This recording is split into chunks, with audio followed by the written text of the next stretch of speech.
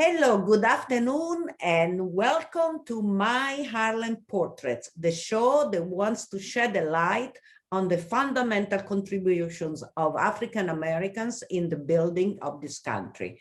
It is a show about Black excellence. And being Women History Month, I thought it would be just appropriate to start our show today with the images you just saw. They depict African-American women who made and are still making a difference in various fields. And they are taken from the most recent project titled Phenomenal Women, conceived and realized by our guest, the beautiful and talented singer, PR, and bi-coastal visual artist, Mira Gandy. Welcome to My Harlem Portrait, Myra. Thank you for having me. So nice to be here. Thank you very I'm much. happy you could make it because we have been trying to do this for some time. Yeah. I have to say to my viewers that I met you a few years ago at one of your mom's show. Your mom has been the very, very first guest of my shows. Wow. Yeah, the great We Irene Gandy. She's been my first guest, and your mom, was the first woman, African American woman, being a publicist and a producer on producer. Broadway. So she is a Yes. trailblazer, and that's how I started my Harlem Portraits. So that Oh my goodness, I didn't know that. We just know how much she loves you. And then I met you and we all had the same energies, right? exactly. So it was like this is a wonderful woman. So oh, that's wonderful to know. Yeah, she I'm was glad my to be first here. guest. She was the guinea pig. She said, I don't do interviews, but for you, I'm gonna do it. Yeah, She- it sounds like her. It sounds like Fantastic. So, her. Myra, tell us about the genesis of this fantastic installation. Who is in Yeah. it and where it can be seen and so on, because that a Okay. beautiful, beautiful installation. Oh, thank you so much. I was yeah, I'm over in the West Coast at the moment. I came here, during the summer of COVID. So I was in partnership with Downtown Santa Monica, an organization that was partnering with artists. And so they asked me to create a work of art during Black History Month, and this is last month, to install in the Third Street Promenade. So really, what's happened is, sadly, many of the clothing stores and things that were Yeah. on this promenade, they're because of COVID, they're not in business. So this is a way bringing art to the community, and I really like that idea. So I said, I'd love to do this because with COVID, you go to the gallery. You used to go to gallery shows. How many shows would we go to? But now you can't do it the same way. So that's how it began. And I was working on a project that I really wanted to just celebrate Black women. Just because right now, as we know, really Black women politically, the social change are on the forefront, of everything that's moving and changing. We've always been there, but just it's really being more visible now. Exactly. So Now that's where the you idea can came. see it. Before you didn't see it. Right. So that's where the idea came from. So I was thinking, I want to create some portraits and I want to pick women that inspire me, firstly, but maybe some women that you might not know. So, I have in there Serena and Venus Williams, who, I know and we all know as tennis players, but then I found out, oh, wow, Venus has a whole interior design company and all these different things. And Mhm. so there's like something to learn from it. That was my idea. I put some really inspiring trans women that I love. Mhm. Janet Mock, who's an incredible writer and producer of, Pose and several things. I put artists. One of my favorite artists, visual artists, is Lorna Simpson, who does a lot of photography. And then we had the inauguration, and we had that young woman that was so phenomenal, who I didn't know who she was beforehand, Mhm. Amanda Gorman. So I had to add her in. So I was painting up until the time. And of course, I put my mom in, Irene Gandy, and I really was thinking, what can I learn? So basically, the painting, I created it by making collages first Mhm. by hand, then I photographed them, and then I digitally enhanced them. Oh, Then I printed it on canvas And so they're about 60 by 40, and they hang in the window when you walk down the street. When you're walking down, you'll see these beautiful paintings hanging there with some African fabric behind. And then I thought, you know what, it'd be really good to make something interactive. So I created a QR code. So when you're there and you're looking at it, I don't have the names of the women, but if you scan this QR code, it'll take you to my website. And on my website, you can press a link that takes you to their website. So Oh, here you are learning about them, right? So that whole idea of just really making art accessible is really important to me. And so now they just actually extended it.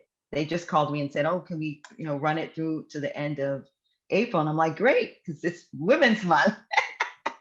But people wonderful. can see it on my website. If they're not here, you can go to the website and see, which is miragandyart.com, and you can see the piece, the And I pieces there. remember you put in that Tracy Adams also, right? Yes, Stacey Adams for She's sure. a The hero. pivotal. And Yeah. I also put in Dr. Nunez, who was assigned to be they assigned her to be the person who makes sure there's equity and inclusion when Yes. we're dealing with COVID. So just, very interesting things like that. It was a fantastic idea. The portraits are amazing, and I really love it. It's really beautiful. Thank you so much. Your work in general, and that is just an expression of that, gives a voice to women's issues. Your objective is to initiate conversation about women, about race, sexuality, history, identity, and their intersection between art, media, and culture. And you do it through multimedia art forms. At a certain point, you said that your works are the reflection of self-discovery, exploration, and acceptance. Tell us why you said that, and also tell us why you chose these multimedia techniques. Yes, I think as an artist, I feel like everyone is creative. Me specifically as an artist, being able to create in this visual medium is like a way to uh, show what I'm not going to maybe speak about, right? And then some of the things being a Black woman in America that you go through, that you experience, I use my art to generate those conversations. So for me, I'm discovering about myself as I go along, and then that'll come into the art. There was a time where I think I did a lot of portraits, but everyone would say, "Oh, they look like you," because it was really me, really. And I'm like, it does. It was really me expressing myself through color and things like that. So the self discovery just I've been doing art since I was a since I was 4 years old, actually. I Wow. went through my whole teenage life doing art, went to LaGuardia High School, wanted to see the greats. So I went to Europe at 18 and studied at the American University in Paris. And then I came back and just on my own, just was in a lot of different shows. And all of that discovery goes into the work. So when I mean self-discovery is like, oh, I'm understanding I'm beautiful, or I'm understanding that I'm confident in my own skin, or I'm understanding that this is not okay. So I think the issues that I'm interested in, that I want people to talk, is like, I want to show a picture, and then you feel something, or it makes you think about it, and then ask me about it, or it generates some sort of conversation. But I like to come from a positive way, because I think art is I always say art is the great equalizer. So it's where if you're looking at it and I'm looking at it, we're human. It taps into our humanity. So, I'm not into doing like shock values, but a lot of the things I'm talking about is racism or colorism, or, the fact that women are altering themselves to the point where, they're trying to fit into these beauty models, that who knows who makes these, someone puts it out there, and then now we're all trying to do this, and I'm part of it. So that's why I would say that's really kind of where I'm coming from. Explain a little bit, because you talked now about colorism, and this show goes in Europe also. And I Uh-huh. don't know what colorism is. Okay, yeah. So I think I know it's funny. I just say it like, I think maybe everybody doesn't know it, but it's the idea within a group of people, your race, Mhm. um, the idea that was perpetuated that light skin is better. Exactly. The lighter the better. So this and this happens in culture. So it's not necessarily a white person is telling you as a Black person or as a a person of color. It's within your own community, and the way that that plays out is, okay, if you're a dark skinned girl, maybe you're not considered as beautiful because this kind of Western European American beauty standard has to do with fair skin. And you see that, throughout Europe, that's in Africa, that's in Asia, all of that, but it happens from within. And so those things are interesting to me because I think about, like, how did that begin? Would that even be in existence if we didn't have, colonialism where people were coming and, No. indigenous people were wiped out? I don't think it wouldn't. And really, we're all so beautiful. I love painting women because I think they're all beautiful and everybody looks different and everyone has, something that's wonderful about them. And What is funny about so it's this is interesting. that what is funny about this is that, for example, Italians, we love to lay in the sun and get as dark as we can. Wow, right, right. So So that's it makes no sense that's what we do. I can't stand myself when I'm not when tan. you're pale, right? I don't like it at all. Right now, I've got color on me because I'm pale. Okay, so Right. it's when you see it. It's so interesting. But then I know, for example, even in Asia, because you mentioned Asia, I have a friend who's married to a man from Sri Lanka, and he Right. does not go to the beach because he Because he doesn't doesn't want to get any darker. want to get dark. Right. And So that's just such a I go to the shame. beach because, yeah. It's And such a shame. it's Mhm. crazy, how Yeah. people limit themselves for reasons that don't have a real objective reason to be, but it's Mhm. just given by whatever it is. Right. And then those are perpetuated for years and years and years and centuries until, and as women, I feel like those are things that, our hair, our skin, those kind of things are how we look, how we present ourselves, are important to us. And it's part of, but of course, the inner beauty is the most important thing, but how we present ourselves, Mm-hmm. how we show up in the world. And then now it's even more because people criticize so much. So those are things, but see how that just stimulated conversation between us. That's my objective That's with that's art. what I love about your work. And I Thank just you. wanted to ask you about that sculpting, that Ah, painting behind you. this painting. Yeah, because that is fantastic also. Thank you. That's called Muse. And that was inspired by an artist. Her name is Artist Lane. Mhm. And I don't know, she might be like 80 or 90 years old. And she was a sculptor and she's still alive. But she had like a self-portrait in it. And I was very intrigued by it. So I kind of combined the color, this modernism with this kind of like color with that.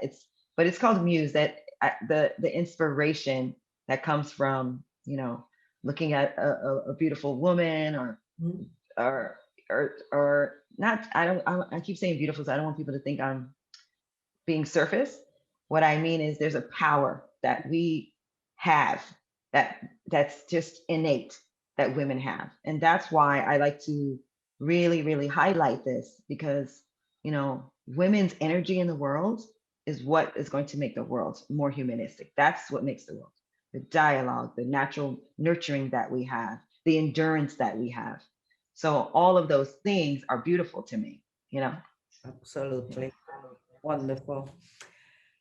Tell us about your passion for making art accessible. And I know that you spent years providing art instruction to hundreds of youth and adults of different ages. And for that, you recently appeared on various TV and radio talk shows. Tell us a little bit about that. Yeah, so like I said, I was a young person drawing, and I was raised with my mom, only child. So art was really, for me, this outlet, that I loved.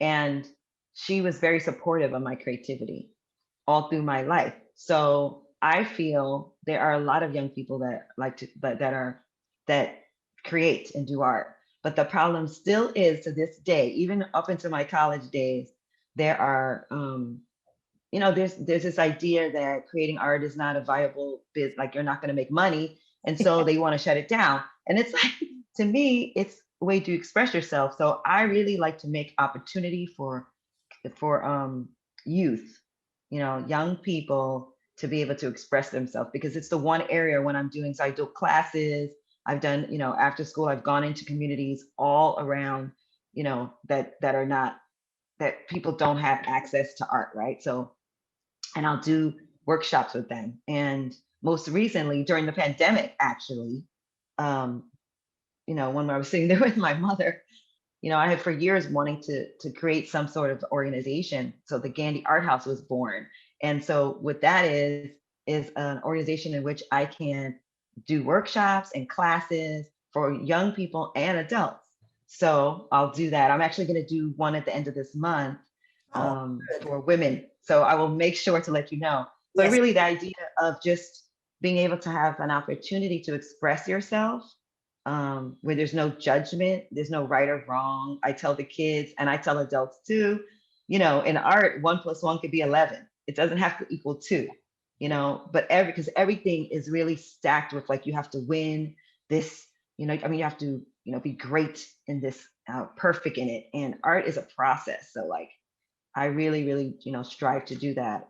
So yes, I was on Fox 5 talking about the Gandy Art House, and people can go to the gandyarthouse.com and find out more, but it's definitely a place in which you can come. It's more about expression. The classes that I'm offering, you don't have to know how to do art. You're just going to come and express. I have one called Art and Groove. We play music. I lead you through some, art exercise, and it's just fun. You can bring your wine if you want, and just really express yourself and come out with something that's coming from your heart. So yeah, that's just really the main objective. I think it's important for artists to uh, engage themselves. Sometimes people are intimidated, because going to a museum, or you might not know. I knew someone that didn't even want to go to the Queens Museum that was in Queens. She lived in Queens. She was afraid to go into the museum because she felt like I wouldn't understand. It was too, so this kind of elitist yes, attitude about art, I want to bring that down and make yes. that accessible. Yeah. So Make it accessible and popular so people know and yeah. understand what it is, which is what we do in Europe, for example. In Italy, anyway, they have started a few years ago with having a couple of days a month, all museums free. So Nice. everybody can go. And what is fantastic to see is that you see the lines outside the, well, Wow. you don't because now is COVID, but before Right, right. you see the lines outside of the museums until late at night, because it goes on until late at night. And that I shows love it. how much people are interested in art and in culture. Yes. People Yes. want it, they love it. They want it. So that's what I want to, just offer that. So I will let you know when we do that, just offering it and making it something that's not scary for people to view or see, you know. So that's really important, I think, as an artist to do. It's fantastic. And I believe that this is one of the reasons why you were the recipient of the Reverend Al Sharpton's National Action Network, of which I am a member. And you received the Woman of Excellence Award. Tell me about That that. was so beautiful to receive. I was so surprised. It was some years ago, but I was so surprised and so honored to be, to receive that, especially because I really admire, and the work, as you know, the Sharptons and their daughters, and they've always been our, like, family friends, but Mhm. I just felt like, yes, this is so beautiful. I honor it. I cherish it. I have it up. And I think, um, women and youth are the things that I feel really passionate about, because I think youth are the future. Youth have a voice. They are courageous. All the great movements happened from young people. The people that we talk about, that we, in history, they were young at the time. We forget that, right? Yeah. When they were leaving civil rights, they were young people. So, and then, like I said, I think women. So I was very, very honored to receive that. And it was a great, fun time. They put on a whole big dinner, and you have a great time. Yeah, I love the Sharptons. They do great work, and they always have been, They always been, always, and always. they are on all the time. And what I find amazing is that Reverend Al is doing everything. Yeah. Still, every Saturday morning is at its non-headquarters on 135th That's Street, right. and he preaches, and it's amazing. I used to go there, but now with COVID, I don't dare. So Yeah. I follow it on On the on my oh yeah. I mean, this grassroots, they're a perfect example of like whatever you do, whatever everyone has something to contribute. You know, whatever you do, they're such an example to me of just being there. And I mean, through COVID, I did a book drive with them. Well, they were doing a book drive, and I partnered with an organization that I work with, and no, they were doing the food drive. You know, outside they give all the food. They were doing that at the very beginning. They were the first people, as we know. Yeah.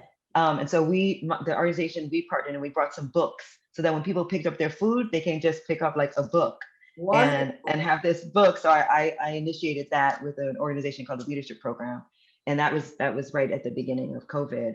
But yeah, That's it's an honor. And amazing. I can only hope to be more, you know, to have that kind of level of activism, you know, in my life. But and also they're not judgmental. Your They're own always type of activism. my type of activism. Right. You're right. We all have our, you know, our path. Yes. And some people do certain things and some, but we all have different ways of contributing. But I think that's very important, because what you are doing, I doubt that Reverend Al Sharpton would be painting like you do, you know. You know, we all have our very right. capacities and skills, and it's fundamental to participate in that way. May 2020, amidst COVID pandemic, you created, like you said, the Gandhi Art House. And also you wrote your first short film, which is titled The First Time. And that was selected and screened in various film festivals. Tell us a little bit about this. What is it about and how? Yes. So, you know, as you mentioned earlier, I have these ideas, and I sometimes, you know, I'm predominantly a painter. But then I started wanting to express using collage, because photography was very interesting to me, and the images and advertisements. And so sometimes I have an idea and I'm thinking, and this was one of the times where I wanted to share my story of growing up in the 1980s, you know, in the village. I was, you know, raised in the Greenwich Village. It's like the hip hop era was born. I mean, I just had such an amazing time growing up in New York City at that time. And so I wanted to write about it, and specifically about me coming out. Like I was 14, 15 years old, and I had best friends, 3 best friends. And, you know, I realized I liked girls, and I wanted to tell them, but I was really afraid that I would lose my friendship. And so this is the story that kind of chronicles it. Because we made the characters at NYU a little bit older, instead of 14, because we were hanging out. New York kids, we do a lot of stuff early. Sorry, Mom. We hang out, we do stuff like 15, 16 that you don't even be doing until you're 18. But so I had the idea, and I thought, you know, remember these stop motion films that I used to watch on TV? It was like Rudolph the Red-Nosed Reindeer or Gumby. Oh yeah. And I thought, this would be so fun if I did it with dolls, right? Instead of hiring actors. So I had this idea, and we did this stop motion. And I was able to collaborate. I had a friend, Dr. Vertner. She's a professor at Penn State. And I asked her, you know, do you think this is something that we could do? And she said, I'll help you. So I went and I wrote my first screenplay, and, you know, just really thinking about all of the stuff I went to. We're dancing, we're going to the clubs, you know, we're hanging in the park. You have the dolls dancing around. And yeah, we did a screening on Zoom, you know, I think it was time goes by so fast. We did first a screening on Zoom, and then we entered it into numerous festivals. And actually, I just heard that it's got into a festival in England that I'm just finding out about. So I'm new to that area, but this is what I'm saying. I feel like you have to just be courageous and express yourself. Maybe this was the best medium for me to tell that story. I also wanted it to encourage young people, because I didn't lose my friends.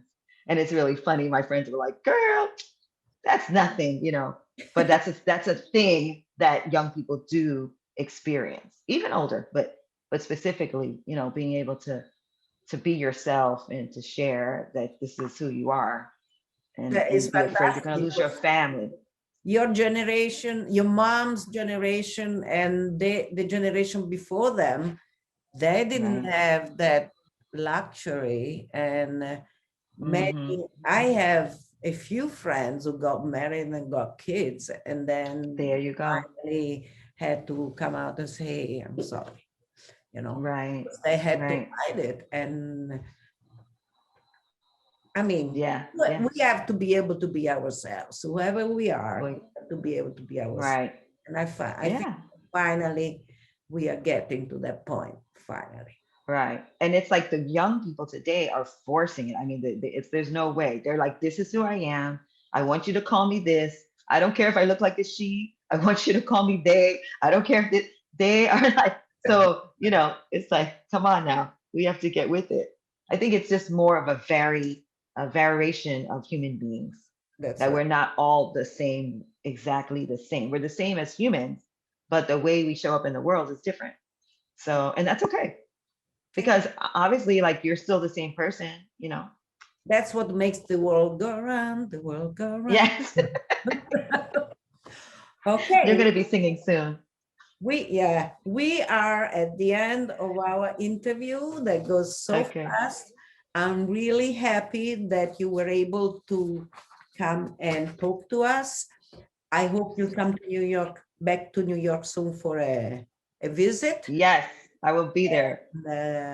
I will see you very soon. Let me know about that event that you were talking about before. Yes, I will let you know, because I'm going to have it up. But anybody can go to Myra Gandy Art, Myra with an I, MiraGandy art.com, and the GandyArthouse.com. Thank you. Prego. Grazie. Grazie a te. Ciao, ciao, bella. Bye, bye. Ciao. Thank you. Bye bye to everybody. See you next Saturday for my Harlem Portrait.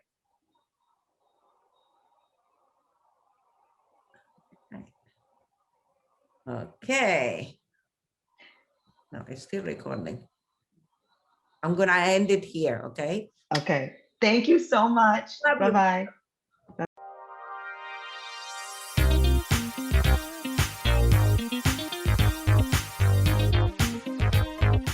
Damn, it's so hot out here.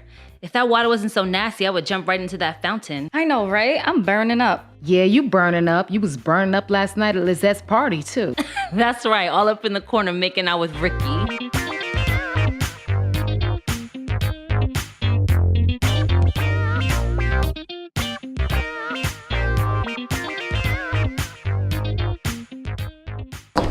Maya, right? Yeah? I bummed a cigarette off you, remember?